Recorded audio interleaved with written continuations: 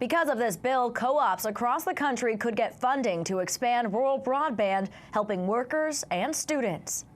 Tucked into last year's spending bill and overshadowed by the impeachment debate was a piece of legislation impacting rural communities across the country. The Rural Act being signed into law before Christmas was a big deal. Democratic Alabama Congresswoman Terry Sewell introduced the Rural Act, ensuring small power companies like Power South, Alabama Rural Electric Association, and Central Alabama Co-op have access to grants funding the growth of rural broadband. Without Sewell's bill, these companies wouldn't have qualified for the grants because of an unintended consequence of the last GOP tax law. The Rural Act was a bill that I sponsored with lots of great support, both from Republicans and Democrats.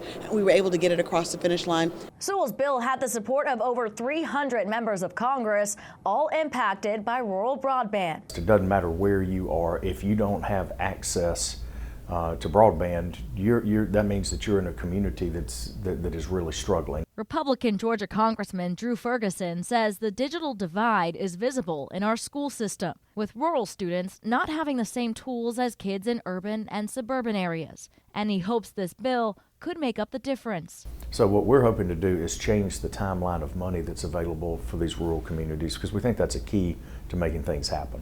President Trump signed the Rural Act into law last month. This legislation also includes co-ops' access to government grants for FEMA disaster relief. Reporting in Washington, I'm Kelly Meyer.